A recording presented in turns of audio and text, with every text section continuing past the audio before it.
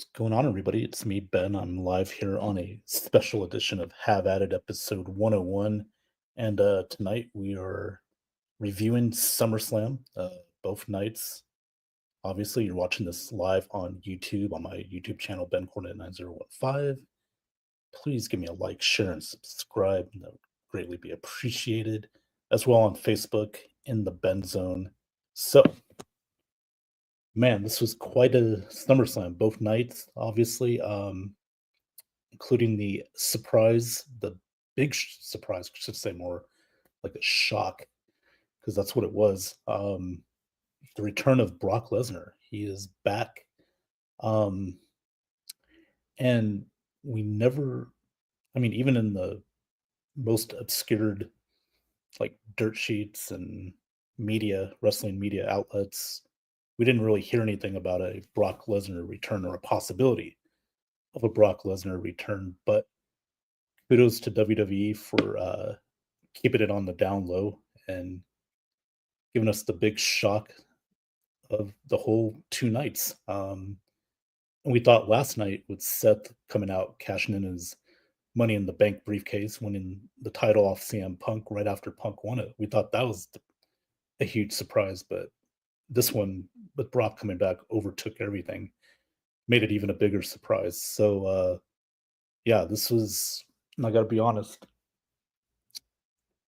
I thought both those scenarios saved both nights, in my opinion, because I thought both nights at SummerSlam until the very end of each show of night one and night two, I thought it was just mediocre at best. Wasn't great. Um, there were some good matches. Don't get me wrong. I thought the Naomi, Rhea, and Io Sky triple threat match for the WWE Women's World Title was really good. Uh, I like the Becky Lyra Intercontinental title match. I know a lot of people didn't. Maybe it was overbooked, too many spots. But I thought it was good. The Roman J against Braun and Bronson Reed night one to open that night one was pretty good as well. So, but then there was some not so good matches. I mean, let's see. I would say the Jacob Fatu solo match was. I thought it could have been better. You know, I was kind of surprised Jacob didn't win the title back from Solo, but it looks like they're going to keep going with that feud. I'm just not feeling that storyline with this new, like, bloodline group with Solo and uh, JT Mateo and uh, I forget the tall guy. I know I should know this, but it just shows you how I'm not really that interested in it. I mean, I don't know, just not for me, I guess. But the Jelly Roll, Randy Orton against Logan Paul and Drew McIntyre. A lot of people didn't like that match. I thought it was pretty good. I thought Jelly Roll did a lot better, than expected. But I give credit to Logan Paul for really, really, you know, making Jelly Roll look great in that match. Him and Drew McIntyre, they did a great job. Um, with Logan Paul, I mean, you've got to give us flowers. I mean, the guy, for somebody that's only been in wrestling for 3 years, and he looks like he's been in wrestling for a decade. The guy's for real, and I don't think he gets enough credit. You know, he loves doing what he's doing. He's really good at it. People actually hate the guy, which is what a heel's supposed to do.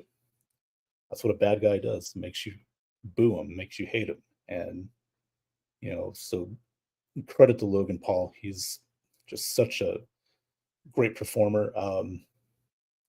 He really did it. He was the MVP of night one, in my opinion. So we got a comment in the Facebook section. Sean Spencer, thanks for tuning in. Says, what a pay per view. Yeah, I mean, it was a great ending.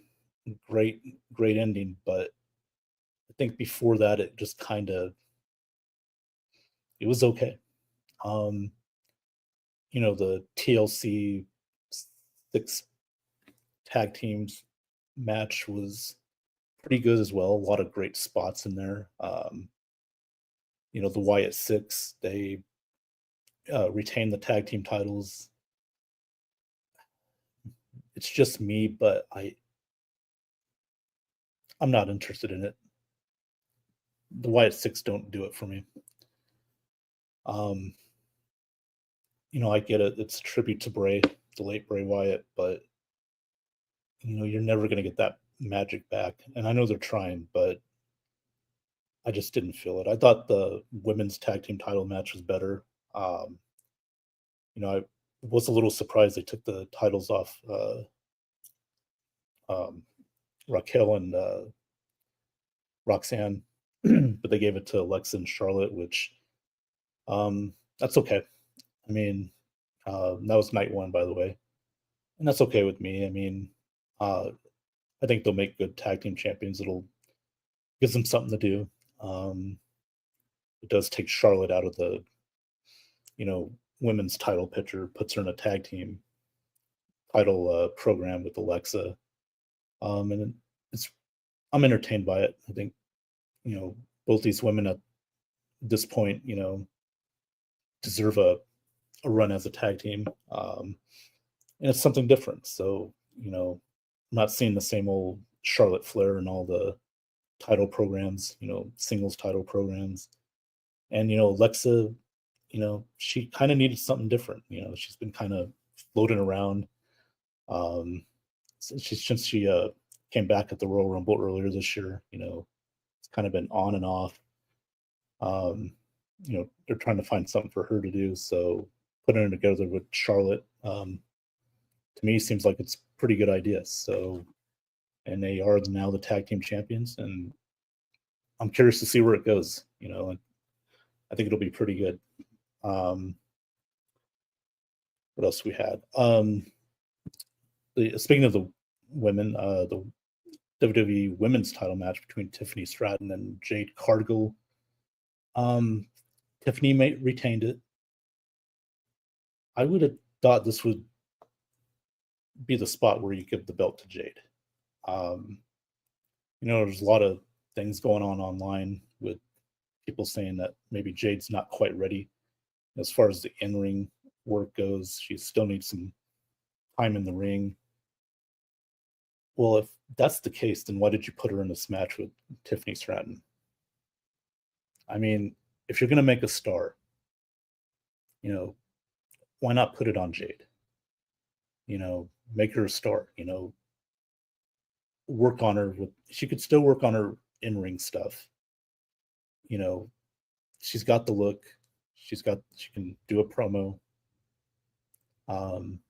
Yeah, she needs more work in the ring, but like I said, if you're going to put Jade in that spot, if you think she's not ready, why put her in that spot to begin with?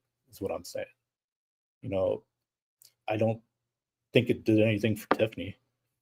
And I think Tiffany as a baby face isn't quite working. I think she needs to be more of a heel. That's more of her natural personality. And, I don't know where both are gonna go now. There's rumors that Jade is doing some outside stuff, so maybe that's the reason why they didn't put the belt on her. I don't know. But like I said, this would have been the spot here at SummerSlam to, make a star, put the title on Jade, maybe have Tiffany turn heel eventually, get her back in a more natural position. So we'll see where that goes. We'll see who Tiffany challenges next. Maybe there's a rematch with Jade, maybe at Clash of Paris, in a few weeks. I know that Stephanie Vauquer is going to wrestle Naomi at the Clash in Paris because she won that battle royal at Evolution to get that title shot. So, we'll see how that plays out. We got more comments in the section here. Sean Spencer, I hate to say it, but I'm actually starting to like Dirty Dom. Yeah. Him and AJ had a great match. Uh, I liked it. I enjoyed it. Obviously, they did a lot of spots, you know, um, a lot of spots that Eddie Guerrero did, delayed Eddie Guerrero. You know, with Dom, at the end where he unzipped his boot, and when AJ tried to put that uh, ankle lock on him, the boot came off. That was an old Eddie trick when he did that against Kurt Angle at WrestleMania uh, about 20 years ago.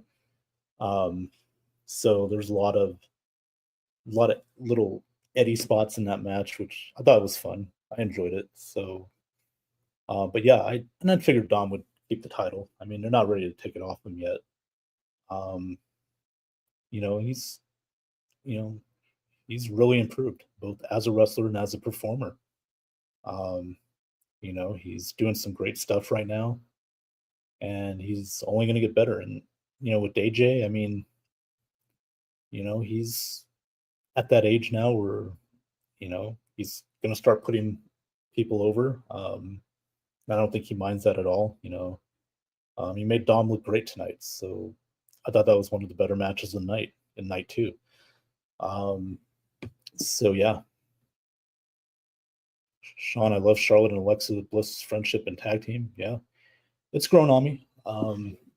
You know, I'm normally not a fan of, and this is one of the problems I've always had with WWE, even to this day. Even since Triple H has taken over, I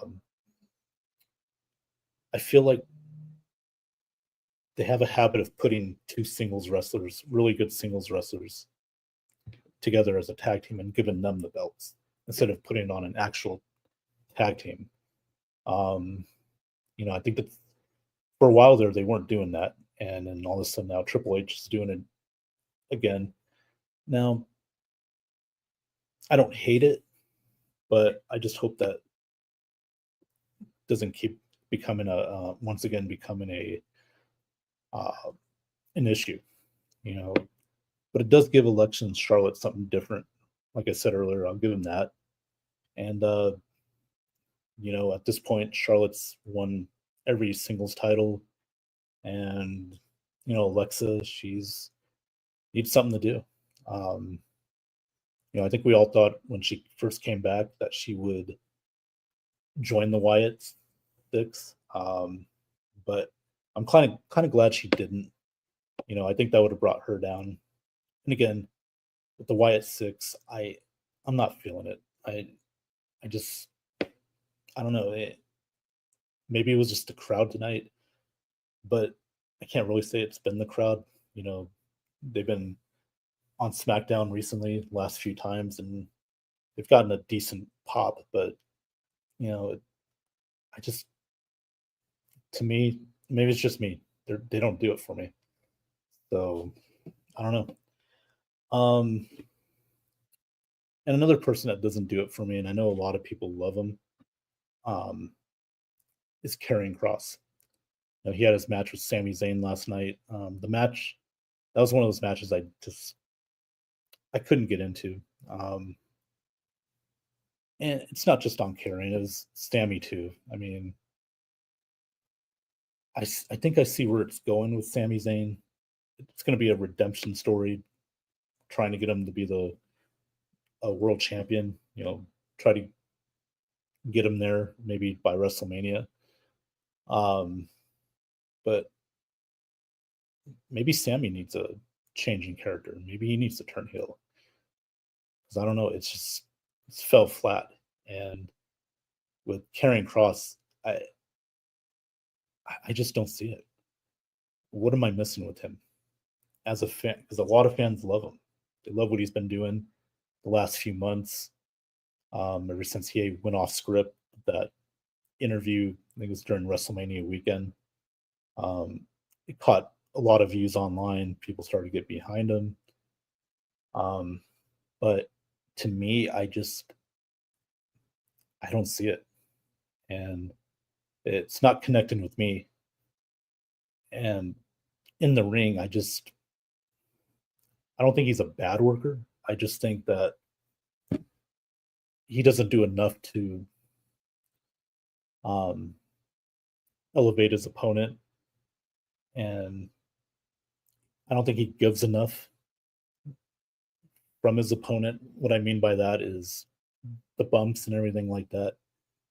Um, so maybe that's what it is. Maybe it's his personality. Maybe it just I don't know. It just seems doesn't wow me, and um, it seems like that's what WWE thinks because he ate two losses against Sami Zayn, and he's not been in the ring much on Raw. So I don't know. I think you got to end this feud. There's reports that Karrion Kross's contract is up with WWE. Maybe he didn't resign. Maybe he's going to go somewhere else. But um, yeah, I just don't see it with them. Maybe WWE feels the same way. Maybe they just think, you know, maybe do what like Drew McIntyre did or Cody Rhodes did. Leave for a year or two, come back, reinvent yourself, and go from there.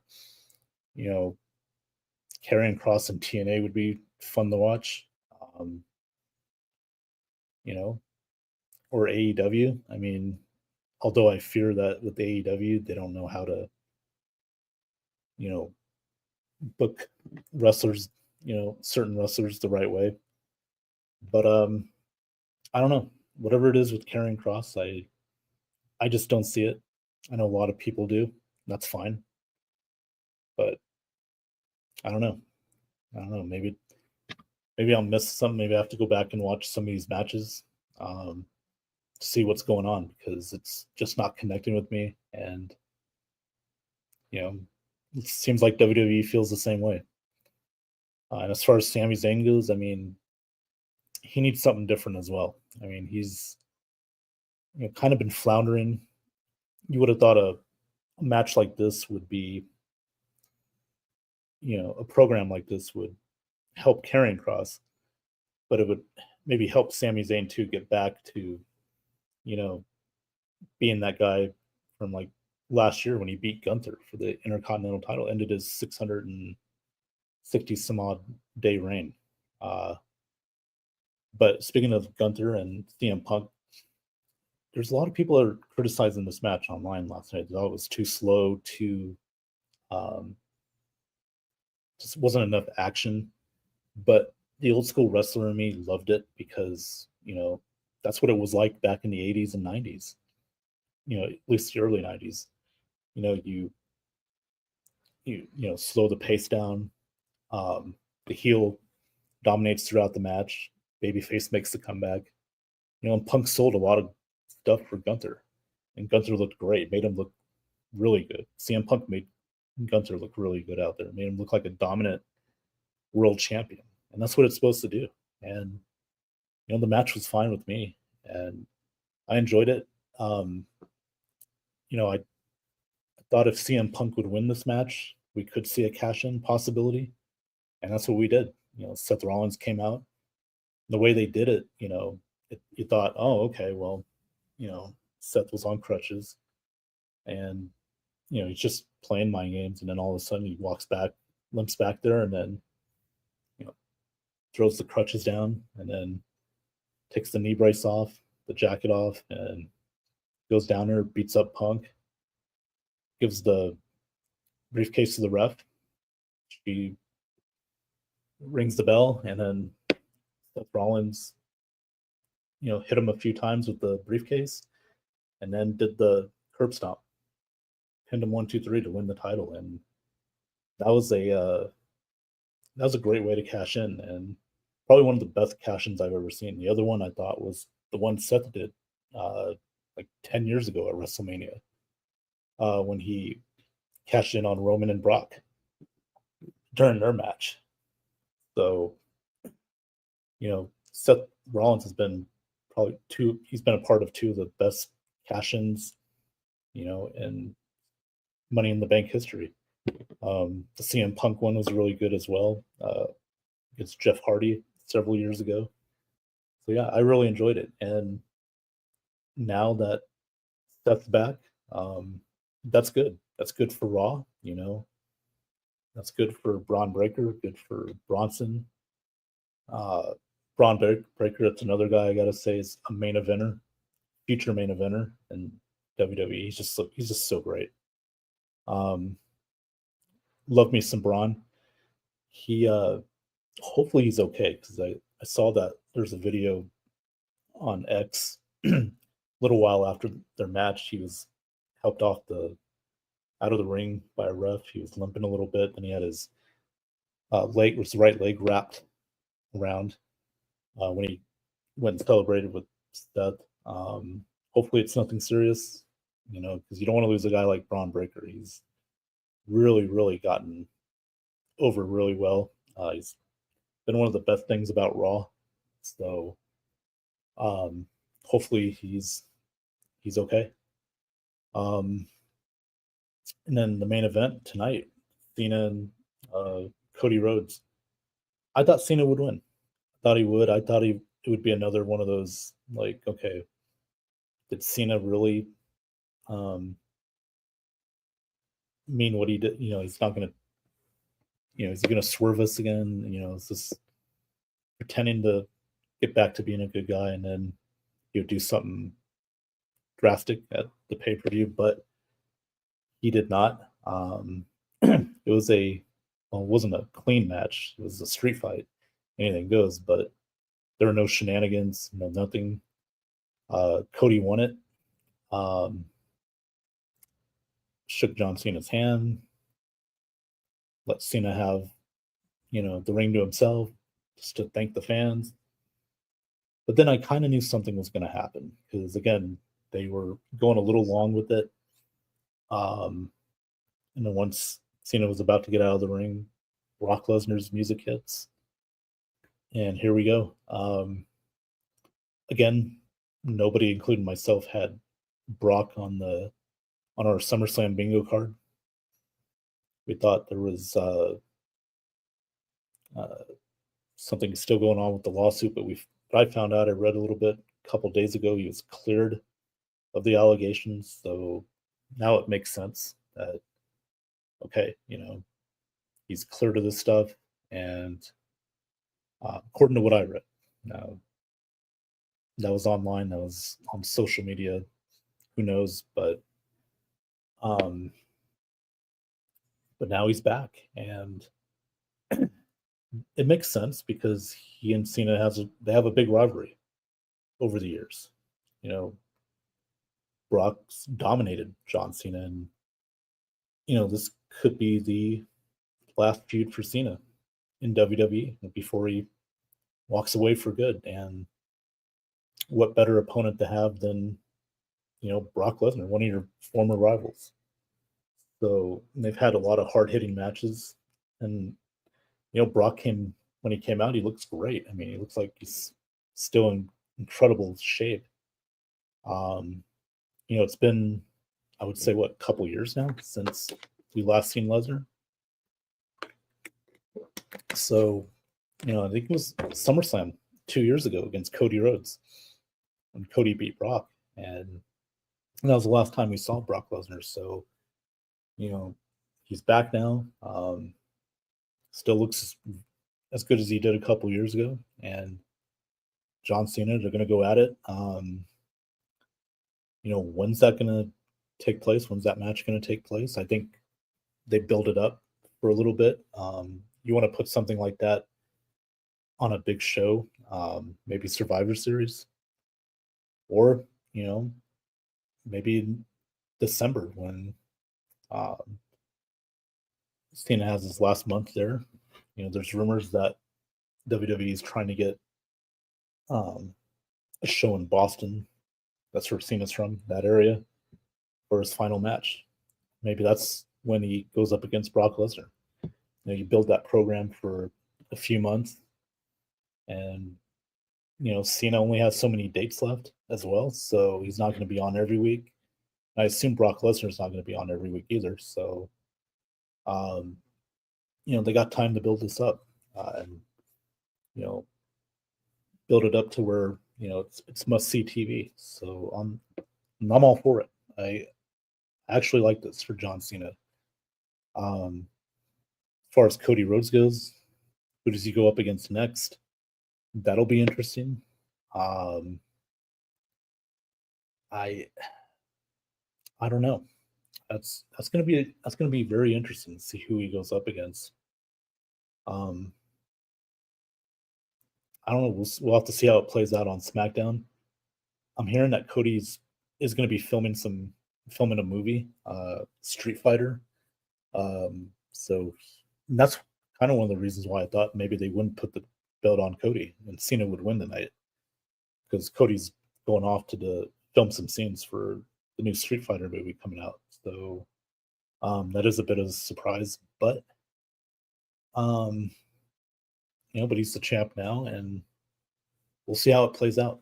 We'll see where that goes. So um, overall, again, if I had to summarize which night was better, I don't know. I think they were about even for me, but I thought Seth cashing in night one and Brock Lesnar coming back, beating up Cena, both ended the show. To me, saved the shows, from being mediocre at best. Some good matches, Becky, Lyra, Bailey. I mean, we'll see where that goes. I'm excited about that. Um, the Dom AJ match was good. The uh, Naomi Rhea and Io match was really good as well. Roman J against Bronson Reed was really good. So and Logan Paul was great against um, Joey Rowe, Randy Orton. So and him and Drew McIntyre. The Punk Gunther match was really good as well. So you know, uh, and Solo and Jacob Fatu, I thought it could have been better, but we'll. I'm sure they'll continue that feud. So overall, for me, I would give both nights a B grade. Without the Seth cash in or the Brock Lesnar return, I would have gave both shows a C. You know, Seth and Brock elevated, moved up a grade, moved the shows up a grade from a C to a B. So that's just me. And that's pretty much all I got. That's my review on SummerSlam. You know, I'm not really the biggest fan of 2 nights for a SummerSlam. WrestleMania, I get. I think Royal Rumble would be better with 2 nights, but SummerSlam's going to do it again next year, 2 nights in Minneapolis, August 1st and August 2nd, 2026. So, anyway, that's pretty much all I got for this review. Again, I wanted to get on here, give you my thoughts on the show. I thought, both nights could have been better, but they were saved by the Seth cash-in and Brock Lesnar's return. So, that made it at least, solid B grade show, both nights. So, yeah, that's pretty much all I have. And I'm going to go ahead and get off now. Again, thank you everybody for tuning in, whoever watched tonight. Appreciate it. Sean Spencer, thanks for being in the comments.